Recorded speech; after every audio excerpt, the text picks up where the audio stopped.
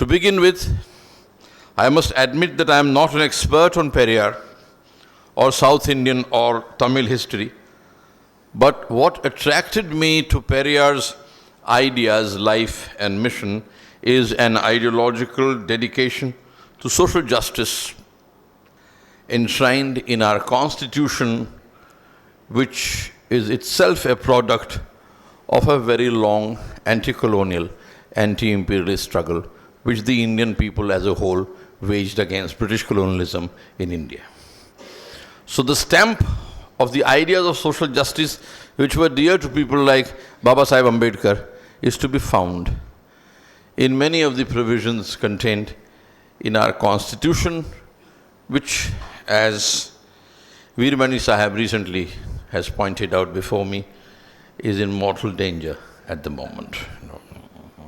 Since the achievement of social justice is impossible in a world divided along lines of caste, class, religion, ethnicity, race, and above all gender, the ideas of Periyar have retained for all of us a trans-historical significance. My topic for this special lecture is women's enslavement by patriarchy and Periyar's revolutionary views on this subject. Many of these views have been already mentioned by Veeramani Sahib before I took the stage. So what I might say might not appear entirely new to you people, my lecture having been anticipated by the comments made by Veeramani Sahib earlier. When these views were expressed in the 1920s and 1930s, look at the context in which these views emerged. These are almost 100 years before the time we find ourselves discussing the same ideas in somewhat the same country, 100 years apart. The same problems being discussed. So you can imagine how far we have actually gone in 100 years, These are not antiquarian ideas. These are not ideas which are antiquated. The fact that the ideas are still relevant makes it very clear that the problems which Periyar was confronting in the 1920s and 30s and about which he wrote so fearlessly in the 1920s and 30s are still relevant today. When these views were expressed in the 1920s and 30s, they were not only novel but would have been considered quite offensive. In fact, very offensive to most men across the world. These are shocking ideas of the 1920s and 30s. No men nowhere in the world would have countenanced such ideas. Even today, it is difficult for most men across the world, and I have been to many countries, and I have seen and experienced and witnessed patriarchy operating in many contexts. For men to even consider such ideas seriously is a very difficult proposition. The 1920s and 30s were marked by the rise of popular anti-colonial nationalism in India. The context must be made absolutely clear. There were also decades during which communalism grew by leaps and bounds. And communalism is not merely a political phenomenon in the secular sense of the term, but communalism is also deeply patriarchal and has extremely strong gender connotations. There were also, these were decades when both nationalism and communalism prescribed standard patriarchal roles to women in Indian society. Periyar's anti-patriarchal ideas should be examined against this background. Let's begin by what could possibly be framed as the women's question or the gender question in the context of the Sustainable Development Goals, much tom-tommed by the United Nations across the world, in which gender empowerment plays a very, very important role. When we look at environmental studies, we normally tend to underestimate the role of gender and the question of gender parity and equality, which is so important for the environmental, to achieve the environmentally sustainable goals in the world.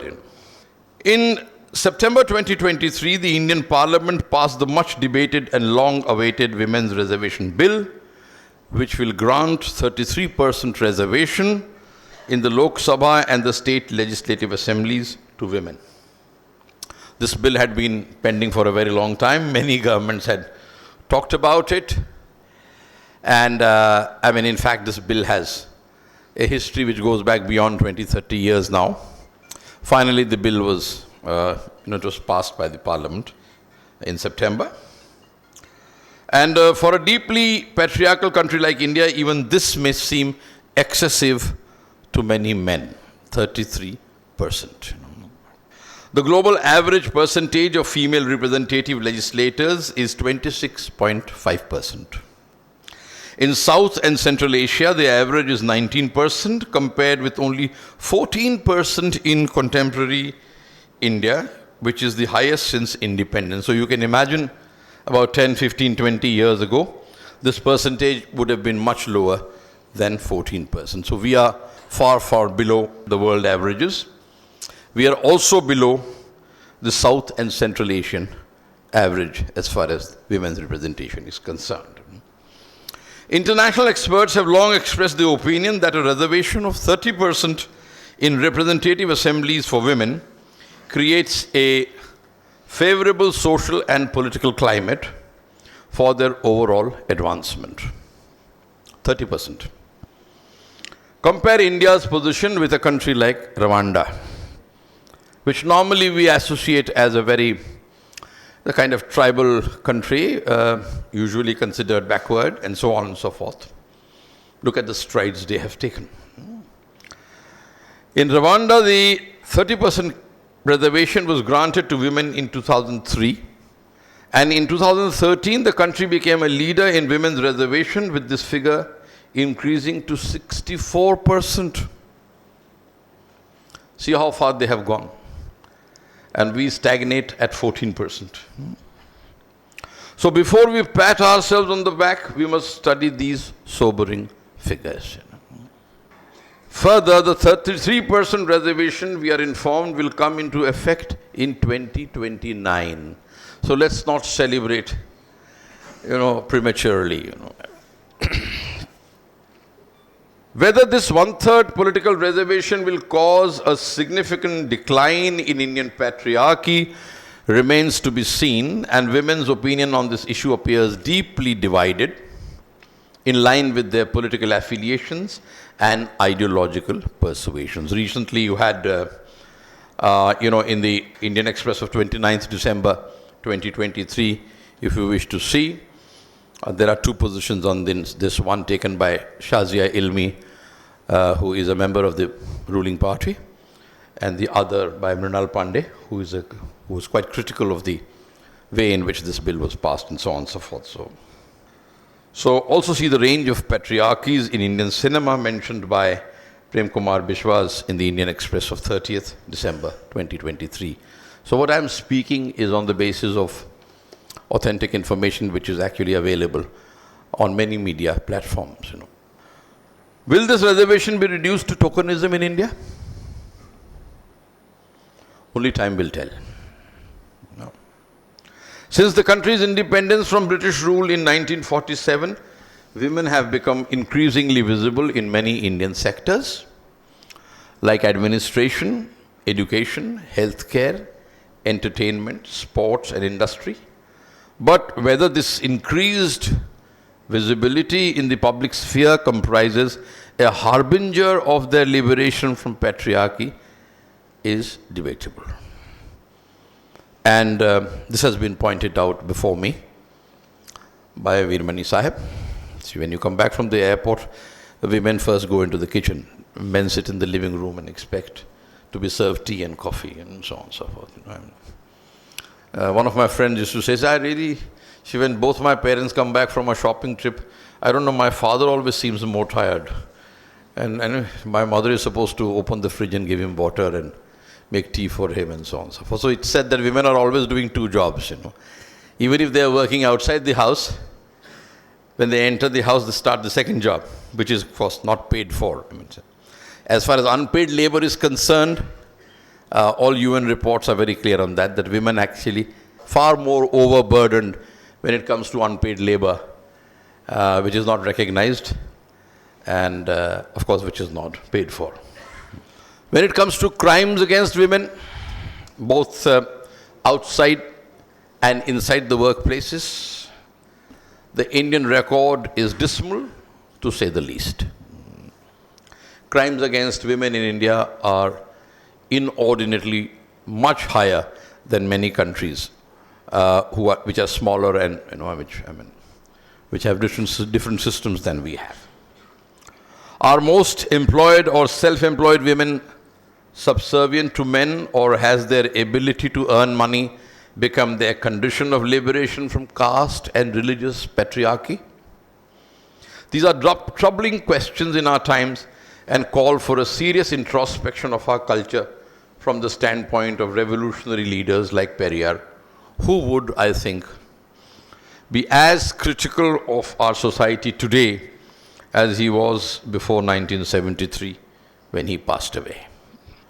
So it would be apposite to begin a lecture such as this with two quotations from Periyar's writings. In February 1928, he wrote the following words. He said, "If a man has the right to kill women, a woman should also have the right to kill men. If there is a compulsion that women should fall at men's feet, then men should also fall at women's feet. This is equal rights for men and women. Anything else is selfishness and stupidity and not love," quote unquote. Then 2 years later, in April 1930, he debunked the act of procreation in the following words. He said, "We recommend women to stop having children because pregnancy is an enemy to the freedom and liberation of women. Not only that, because of having many children, even men are unable to live with autonomy, courage, and independence," unquote. Family planning experts who are usually obsessed with the means to reduce overpopulation would, I believe, love these words. On the other hand, there is a view according to which some communities must have more children in competition with other communities. You can read between the lines. It is rather obvious that the subservience of women to community patriarchy is presumed to be the basis of communal success by those who hold such regressive views. To place Periyar in context, a preliminary comment on the history of social reform in India in the 19th century is necessary. Indians began to consider reforming the condition of their women under the impact of British rule in the 19th century. The upper-caste social reform initiatives in India during the 19th century focused attention on the wretched condition of Indian women from a variety of perspectives. Education, child marriage, polygamy, widow remarriage, and the abominable practices like sati. This reform was often based on a reinterpretation of Indian traditions in an attempt to bring them in line with modernity. While these reformers, almost all of them upper caste males, were concerned about the condition of Indian women, the solutions they offered to the women's question in colonial India were framed in a framework best described as liberal patriarchy. We've been just told how many kinds of feminisms there are. In the same way, there are many kinds of patriarchy: feudal patriarchy, liberal patriarchy.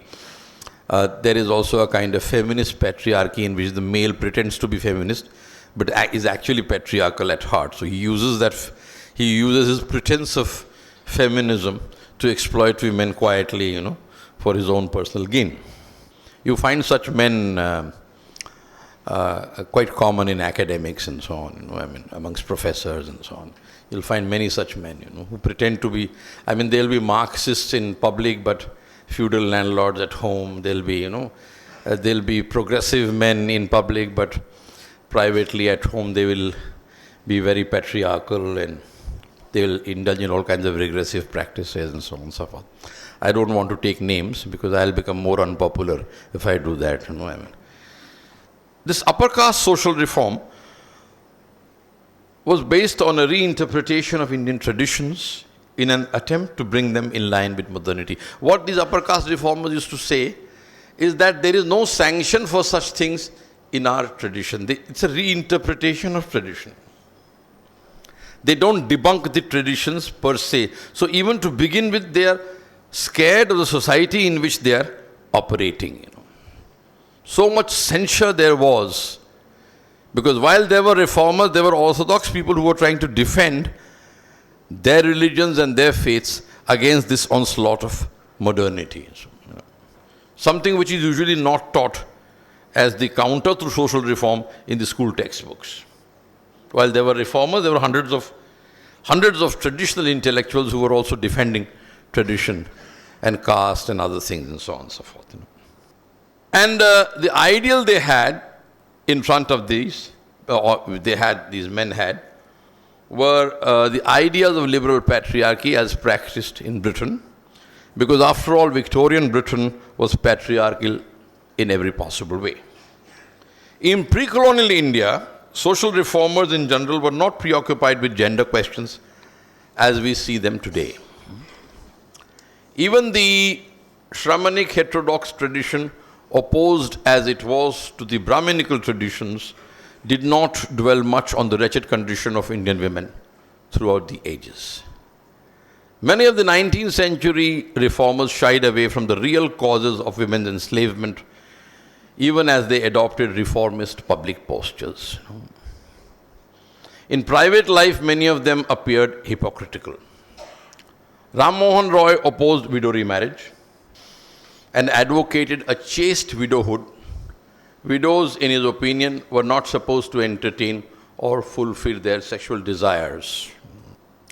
Mahadev Govind Ranade, the Chitpavan Brahman Maharashtrian social reformer and nationalist historian, opposed child marriage, which was rampant in his days, but caved into the practice of child marriage by marrying a girl child himself. Nonetheless, he tried to lessen the impact of this regressive act by adopting a liberal posture towards his young bride.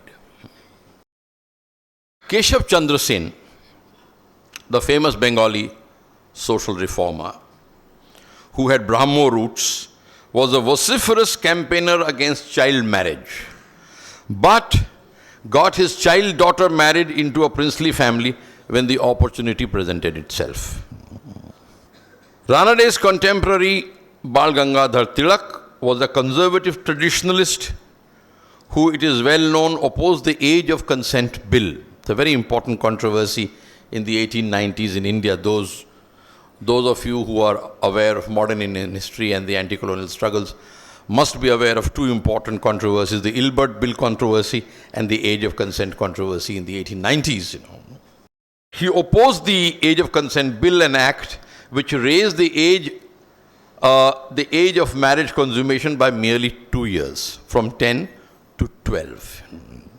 And he said this is a great intervention, basically in the right of the Hindu male to consummate his marriage. On almost all the issues of women's reform, the patriarchal Indian society failed the upper caste reformers. Take the case of widow remarriage, which was legislated in 1856 by Lord Dalhousie, for instance. The saintly Ishwar Chandra Vidyasagar advocated widow remarriage, but Bengali society did not take his appeal seriously. On the other hand, reform revivalist movements like the Arya Samaj desired the conversion of Hindu women into ideal Arya women whose lives were supposed to revolve around family males, especially their husbands. The Adarsh Arya Pativrata Nari. The Hindu nationalist Gita Press publications would cast this role in stone during the first 50 years of the 20th century. This gelled with the values of the Sanatan males. From the late 19th century till independence and thereafter, Nationalisms wanted women to be ideal female nationalists dedicated to the family, a microcosm of the masculine patriarchal nation. On the other hand, the Dalit Bahujan revolutionaries, like the Phule couple and their counterparts in South India, attacked Brahminical patriarchy and the caste system, holding them responsible for the wretched condition of women in India. The Muslim reformers like Sir Syed Ahmad Khan of Aligarh emphasized women's education, but their position on women's reform was almost identical to that of the Arya Samaj. Women's educational curricula had to safeguard the Muslim community and promote Islamic values. Education would produce good, obedient Muslim wives who would count money, read and write, and thereby help their husbands. Women's position in this view aimed at the creation of a hybrid between tradition and modernity would be circumscribed by patriarchy. They would be denied true agency in history. Community control over their sexuality was the cornerstone of the family and the nation. The family being the microcosm of the nation. Compared with such ideas and movements, Periyar stood out as one who understood the true nature of this male-led and dominated social reform. The ideas and work of Periyar must be viewed against the patriarchal background of the women's reform in colonial India. In the 19th and early 20th century, Brahminism was challenged and undermined by the Phule couple, the founders of the Bahujan Samaj movement in the Bombay presidency, and later Periyar in the Madras presidency from the 1920s onwards. At the same time, Brahminism was attacked with productive results by the ruler of the Kolhapur state, Rajrishi Chhatrapati Shahu, and his descendants. Brahmin hegemony was also attacked by the anti-caste reformers in the princely states like Baroda and Travancore, Cochin. Periyar's ideas emerged from a worldview which developed in South India during the colonial period and dates back to at least the 19th century. This worldview developed and sharpened its edge in the political atmosphere of the time, marked by intense competition between the upper castes and the lower castes in all fields of life. These were, new spaces which had opened out as a consequence of the establishment of colonialism in India. The new cities, the new towns, which were giving new castes, new opportunities for social mobility. And this reflected in political contests sharpening between the upper caste and the lower caste in many parts of British India and princely India. An investigation of these socially subversive ideals also reveals their connection with the widespread popularity of Shramanic movements in South Indian society, the roots of which can be traced to at least the medieval age. During the first half of the 20th century, when Ambedkar established himself as a critic of the Congress and the Hindu nationalist organizations and became the leading representative of Dalit voices in India, the movements referred to above created a large social space for the politics of anti-Brahminism in peninsular India.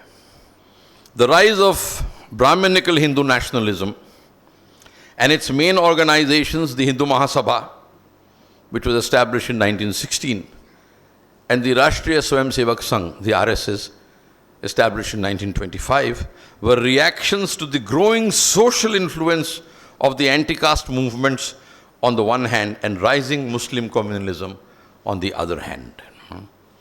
The feminist views of Periyar stand in contradistinction to the pathological patriarchy preached by ultra-nationalist Hindu and Muslim nationalism.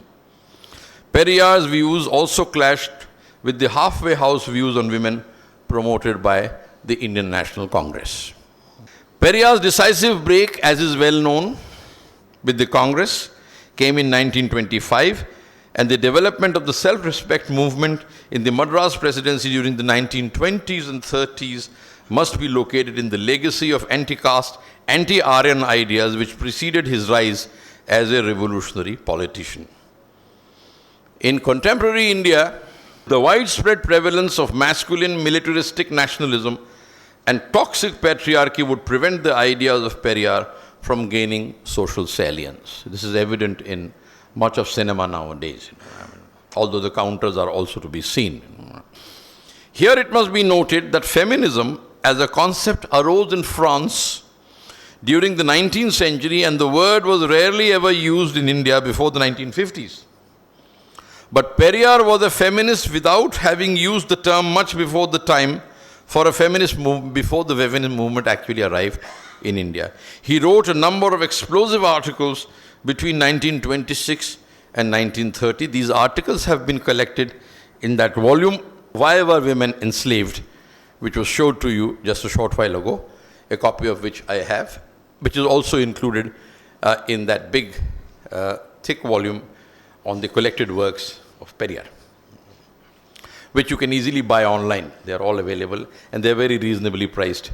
Almost all of them are published in Chennai, and you can easily get them online. So if you're interested, students are interested, they can just buy these books and read them and then find authentic information about Periyar in those books. You don't really have to depend on social media or other people to tell you about Periyar. Periyar's writing is lucid, simple, easy to understand.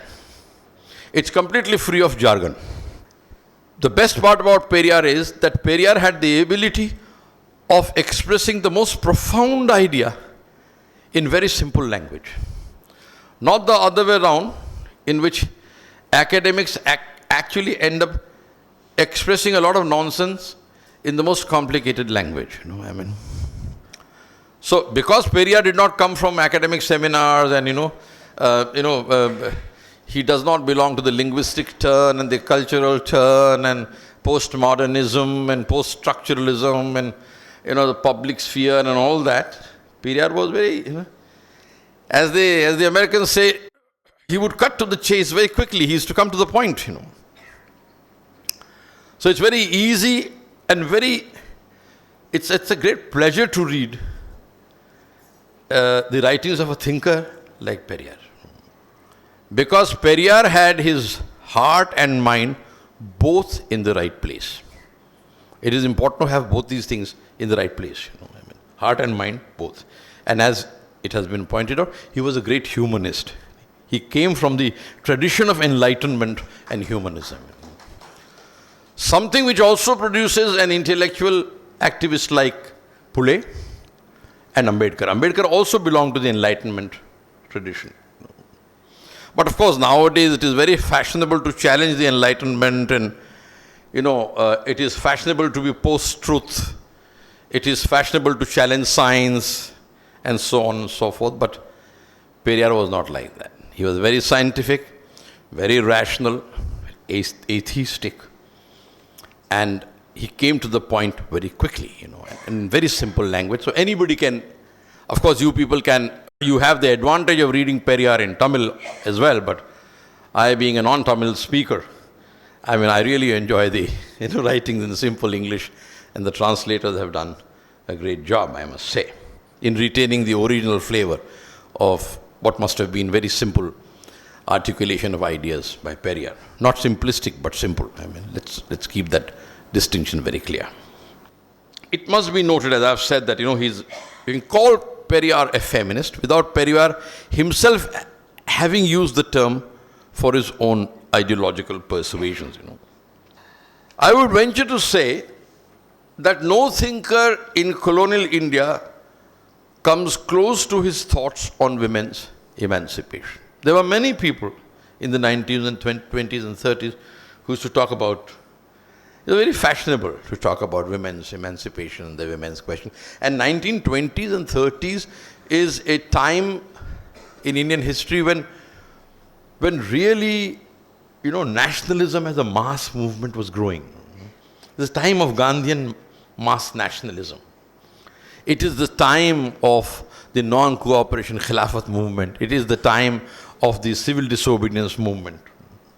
But it is also the time when almost all the important communal organizations which you find thriving in South Asia were also being established in India at that time. And this is also the time when the left organizations were also being established. The CPI also was established in 1925. The Congress Socialist Party was active in the 1930s. So you must understand the context of the 1920s and 30s and what kind of ideal role these movements were prescribing to women.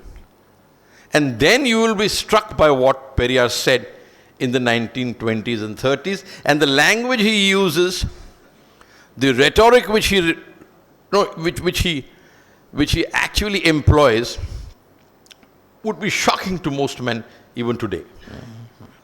And these articles written by Periyar, articles designed to destroy patriarchy in theory and practice, they attack all the ideas which form, I would say, the core of Indian patriarchy. In fact, core of patriarchy anywhere in the world. It has been mentioned, these ideas are ideas of chastity, love, divorce, widow remarriage, prostitution, plight of widows, property rights, birth control, and finally the idea of masculinity, which is at the root of toxic masculinity and masculine nationalism, which parades as hyper-nationalism in many countries. It's masculinity qua femininity, which he wants to destroy completely. And he says, masculinity must be destroyed for women's liberation. This is something which all the makers of Hindi cinema nowadays should take seriously.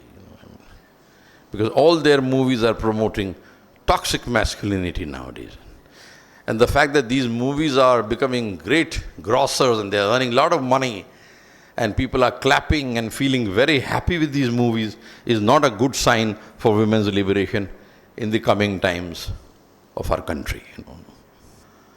So without beating about the bush, Periyar called for the destruction of masculinity as sine qua non for women's liberation in a 1928 essay.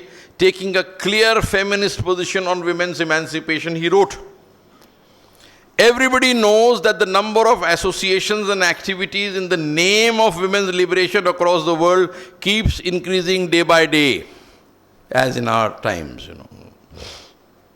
Men pretend to be highly concerned and make a great deal of pretense. In our opinion, any liberation movement created by men cannot give real liberation to women. The importance of agency is underlined by Periyar." Further, he was aware that many of the male-led so-called women's reform movements were in fact designed to reinforce, quote-unquote, the restriction that enabled the enslavement of women. That men were pretending to liberate women in order to prolong their enslavement. Try to read between the lines, he told his followers and his readers. He says, don't be taken in by these so-called progressive men. I have mentioned some of them earlier in my lecture. In his writing, we notice an equivalence between the slavery of women and the slavery of non-Brahmins, and he uses allegories from nature to buttress his argument. Look at the allegories he uses. He says, I'm quoting him, "Will rats be liberated by the effort of cats? Will goats and cocks be liberated by foxes? Will the wealth of Indians increase because of the British? Will the non-Brahmins attain equality by the efforts of Brahmins?" Very clear, crystal clear understanding.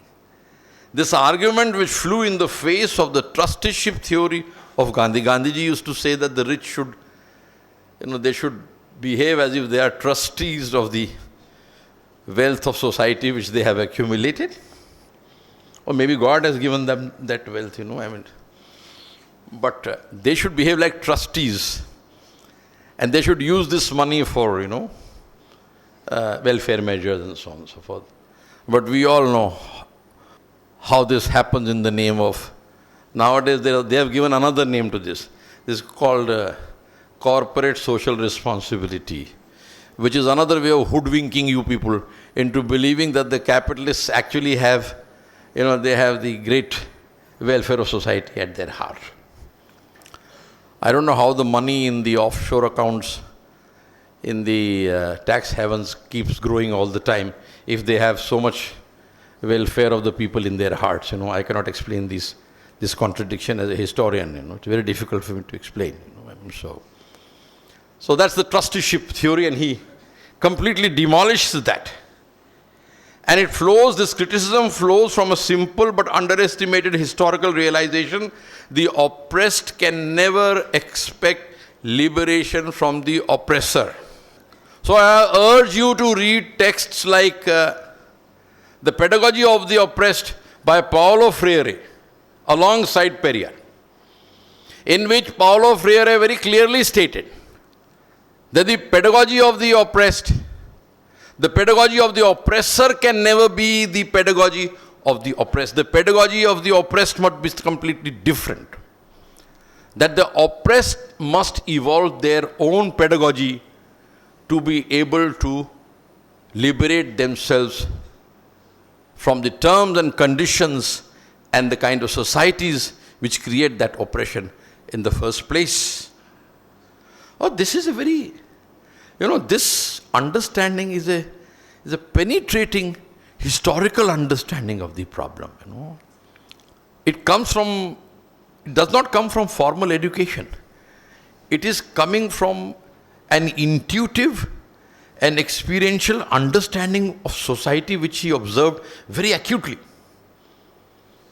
You will find amongst academics and amongst professors, you will often find this kind of understanding missing, simply because they have lost touch with humanity in the task of in the task which they keep performing in the establishments which they find themselves in. The institutionalization of knowledge itself is a dangerous process. So we find there can never be a revolution from above. Further, his reading of the texts comprising the Vedic corpus convinced him that women's liberation was impossible in a society dominated by upper-caste males. He is linking patriarchy with Brahmanism, very clearly. The caste system with Brahmanism and patriarchy with Brahmanism.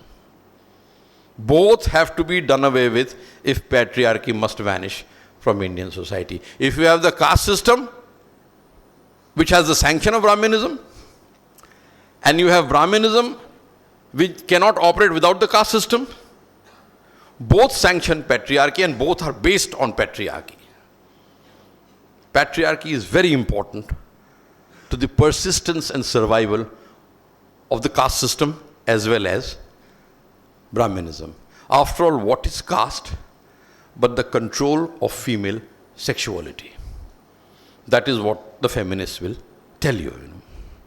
So, without using the word hegemony, as Antonio Gramsci would have in the case of the oppressed, sympathizing with their oppressors by the use of various social mechanisms, Periyar argued in favor of destroying the masculine-feminine binary.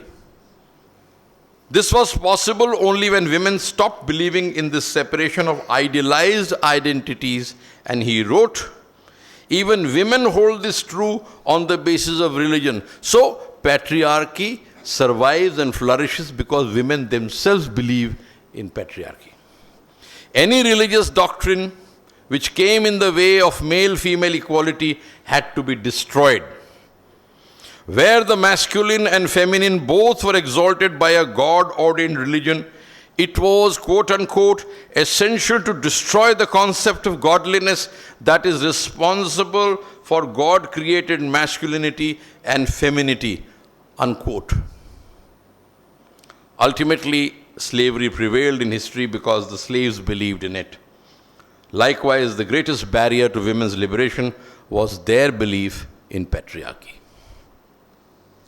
They were conditioned to think that they could not live without men who were necessary to protect them and their children, which, truly speaking, were foisted on them by the males themselves. That condition itself was created by males, this condition of insecurity. So, what of childbearing? In his view, unless the problem of childbearing itself was done away with, patriarchy would continue to rule the roost, even if women had men on their payroll. To the question, what would happen to the human race if women stopped bearing children? So again, sometimes people ask us, if you say, don't have children, they say, what will happen to the human race? How will we not, should we not reproduce? But in future, if most of the work is going to be done by robots, I don't think there is any point in producing, too many children. You'll have more unemployed people roaming around creating trouble for you, if robots are going to do most of the work. Of course, I'm saying that as a joke. To the question, what would happen to the human race if women stopped bearing children, Periyar offered his characteristic acidic answer. The answer is very beautiful. Listen to the answer. And this is something which, we don't know of any benefit that has come out of the human race that has multiplied for so long. That was his answer to the question. What greatness have you achieved by multiplying yourself, just by being around? That's what Periyar very clearly says. Those concerned with the burden of human population on the earth's scarce resources today would take this view seriously. Periyar's view of love and divorce is equally revolutionary. Now, this whole notion of love is very important, because all your movies, all your novels, all your stories tell you that falling in love is a beautiful thing. Everybody is supposed to fall in love, especially when you go to college, you're supposed to fall in love. You're not supposed to go to the library, you're supposed to run around trees singing songs and following girls and expecting girls to fall in love with you. And basically all your Hindi movies have told you what is life.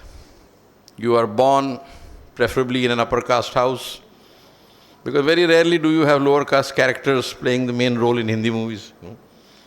So upper-caste, North Indian household, you grow up, you go to school, then you go to college. In college, you have to fall in love. Because you don't go to college to study, you only go to college to fall in love, okay? And those who don't fall in love in college are wasting their time. Remember that.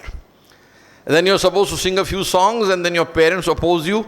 Then you're supposed to overcome that opposition as if you have done the most revolutionary thing in the world by getting married to that person. And in the end, you have this scene, everybody is sitting together, and it says the end.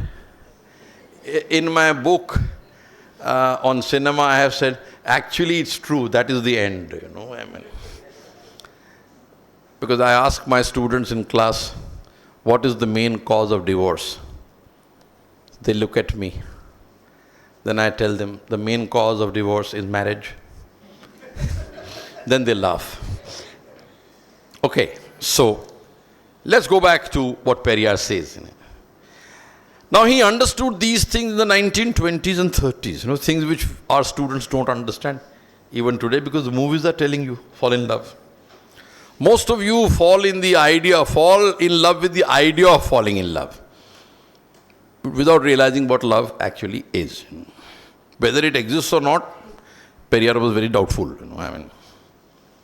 In his view, love, pleasure and satisfaction should coexist in a relationship, because the ideal of romantic love is ephemeral. What is the purpose of men and women living in matrimony without pleasure? He says, quote, the world has attributed an extraordinary quality to the word love, ingrained into the minds of people, and unnecessarily dimmed the purpose of men and women living together, unquote. Quite often, he observed, quote unquote, for the sake of love, people lead a troubled life lacking pleasure and satisfaction. If marriage degenerates into a loveless slavery of habit, it must be demolished by the means of divorce. If love can arise and disappear, then it is not eternal. Very clearly. Anyone who blows love, quote unquote, out of proportion is foolish by nature, he says. These ideas make marriage a problematic proposition and oppose patriarchal, Brahminical, Sanatan marriage, which enjoins being married to the same person even in afterlife. In 7 births, you should have the same husband and same wives. How boring life will become, you think, most of them. After a few years of marriage, most people start having regrets. I'm not saying I had regrets, but most people have regrets. Secretly, they confide in their friends, maybe I should have married somebody else. They don't say that to their wives. They're scared of them. So, if the purpose of marriage is childbearing, sex, and continuing the household, where is the love-based equality in it? What is the meaning of marriage? That is the question which he is asking. Why should you marry? If you are not dedicated to something more than the marriage, then what is the point of marrying? That is what he is saying. The marriage unto an end in itself is a questionable practice. If women's conception of love differs from that of men, what does love mean? Periyar dismissed, quote unquote, true love as being infantile. Now let me quote from Periyar's writings. Generally speaking, it is natural for human beings to look at and think of a particular thing and desire it. But having liking and kindness towards many. Likewise, it is natural for human beings to being frustrated with anything, to hate it and part from it. Is it not natural to get fooled at moments of weakness? To try to rectify the mistakes when we have become stronger? To get bonded when we are inexperienced and try to get liberated when we have gained experience? So enlighten yourself before enslavement. Don't try to enlighten yourself after enslavement when you have increased your problems. That is the question he is very clearly saying. He says, try to get liberated when we have gained experience, when the experience has already told you what it is all about. He closed the argument by asserting that to most people, the imagination of being in love is more important than understanding love, quote unquote, because a lot of things have been imagined about love and fed into men and women. They too think that they have to put on an act to show that they are true lovers. They have to show to the world that they are so much. So every time they are taking selfies and photographs and posting it on Facebook, how they are in love with each other, and 2 years later you find that their divorce proceedings have started and so on. And many times you find this, oh, we are no longer together. They say that to you afterwards. But when they are posting these photos, these are all picture perfect. The idea of being in love all the time, holding hands, being very lovey-dovey with each other nowadays, you find all these things. It's all being posted all the time. So people want to portray in the photographs, in movies, in their videos, they want to show everybody how much they are in love with each other. A show. So he says very clearly, because it has been said that pious people behave in such and such manner, a lot of people who want others to call them pious apply sacred ash on their bodies, keep visiting temples, continuously sing songs and cry and always murmur, Shiva, Shiva, Rama, Rama. There are other aspects of women's liberation connected with the issues discussed above on which Periyar expressed revolutionary ideas. If transience was a possibility in love, was there merit in a system which forbade divorce or remarriage? Logically following the critique of eternal love, Periyar arrived at the validation of divorce and remarriage. Periyar first considered the scriptural and other evidence regarding marriage and remarriage. He observed that tradition and religion were not necessarily opposed to remarriage, and both Hinduism and Islam permitted polygamy. In fact, Prophet Muhammad restricted polygamy by permitting Muslim women not more than 4 wives, and that too on certain well laid down conditions. Hindu religious evidence points out that the gods, quote unquote, themselves were polygamous, and history speaks of kings and princesses having numerous wives and concubines. Hence, in principle, even believers would not oppose remarriage, although in many beliefs the initiative for remarriage lay in the hands of men because it was their prerogative to remarry if they experienced discomfort in a marriage. Periyar did not oppose marriage, but promoted the idea of marriage based on equality and reciprocity, knowing well that, quote unquote, it was not easy to liberate the suffering people from the superstitious practices and meaningless restrictions of the world. He understands that. Even when he is promoting marriage on the basis of equality, he is aware that the institution cannot be done away with because of the social practices of people and their beliefs. So he is accepting that limitation, in going against marriage up to a certain point. Marriage had evolved as a contract of mutual happiness, love, pleasure, and responsibility between men and women. This contract could be annulled if the parties or even one party felt unhappy with it. As a consequence of such ideas, quote unquote, the annulment of marriage became an important doctrine of the self-respect movement, and a resolution to this effect was passed by the Chengalpet Conference. Following this, another resolution for the annulment of marriage was passed in the Erode Conference. The self-respect movement promoted intercaste marriage, supported, quote unquote, a man marrying a second time as he continues living with his first wife, unquote, on the assumption that the first wife did not object. If the wife objected, then there would be divorce. Without divorce, he could not marry another woman. And the right to divorce enjoyed equally by men and women.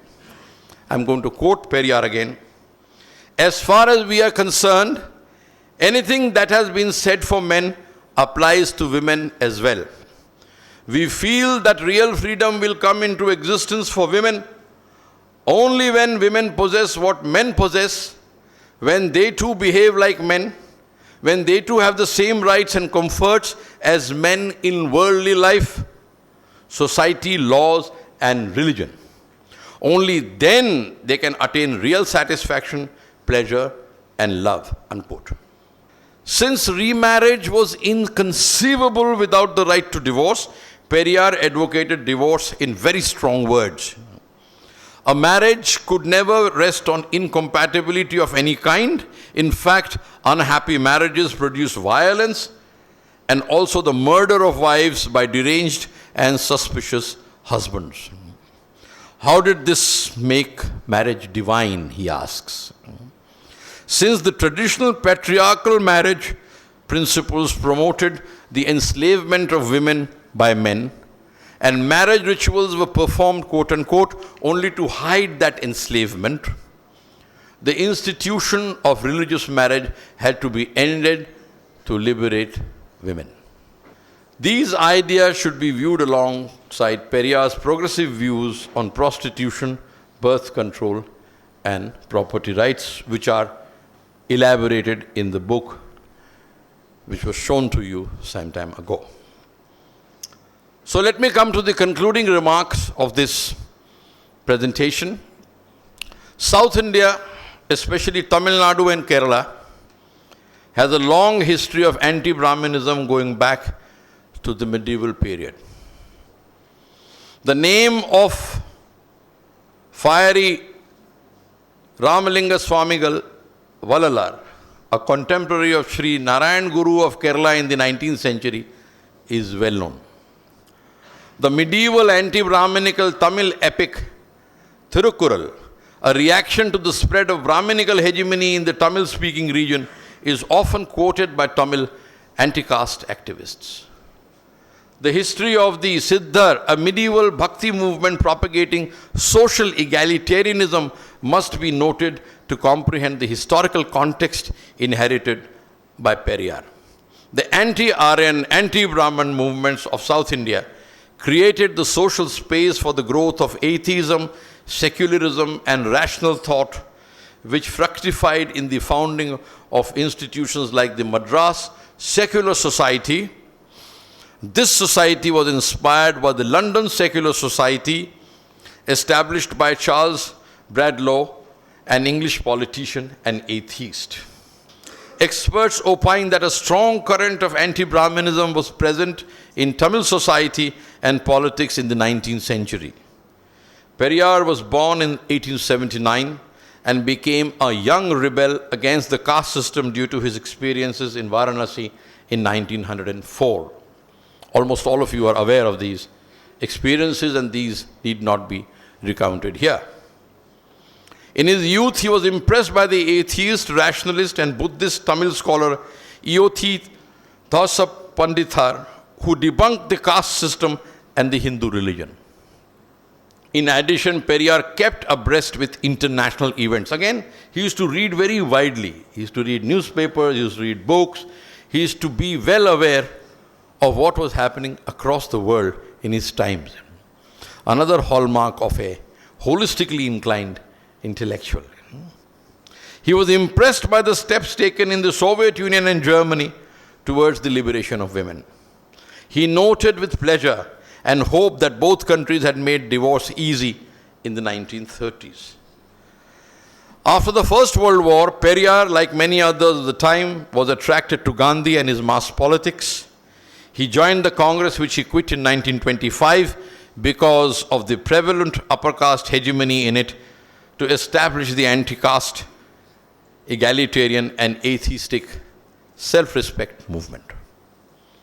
This movement later metamorphosed into the DMK, which was led by his followers. The promotion of social justice and scientific temper in the country is an important national objective underlined by the Constitution of India. The liberation of women from slavery imposed on them by patriarchy is crucial to achieve social justice, and so is the ending of the caste system, which is the basis of the Sanatan Dharma and its hallowed texts, as Ambedkar pointed out many decades ago.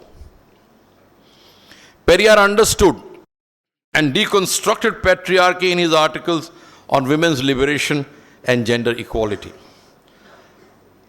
My talk has highlighted his revolutionary ideas on almost all issues related to the slavery of women by men in Indian society, in the hope that his words will continue to inspire young Indians to work towards the creation of a truly just, egalitarian, and scientific society in future. Since the educator must be educated himself or herself, Periyar knew that the onus of their liberation lay on women themselves. Unless they disabuse their minds of patriarchy, they would remain slaves of men, and even the most liberal-sounding reformers would use this mental slavery to reinforce patriarchy in new ways. In the end, I wish to say the following. The fact that a rationalist, atheist, and progressive thinker like Periyar is not accorded the place he deserves in our undergraduate and postgraduate curricula in many parts of the country raises important ideological questions. What kind of society do you want India to become? Even in the university to which I went, Jawaharlal Nehru University in the 1980s, which was considered a citadel of progressive thought until recently, revolutionary leaders and their thoughts, their activities and their writings, leaders like Phule, Periyar, and Ambedkar were not taken as seriously by the professors in their courses as they should have been. In this context, Preparing and delivering this lecture has been an enlightening professional and personal journey for me. Thank you for listening to me with so much patience. And I once again thank the History Department for giving me this opportunity to speak with you on this topic. Thank you very much. உன் கடவுளை விட, உன் சாஸ்திரத்தை விட, உன் முன்னோரை விட, உன் வெங்காயம் வழக்கமாத்தை விட, உன் அறிவு பெருசு, அதை சிந்தி.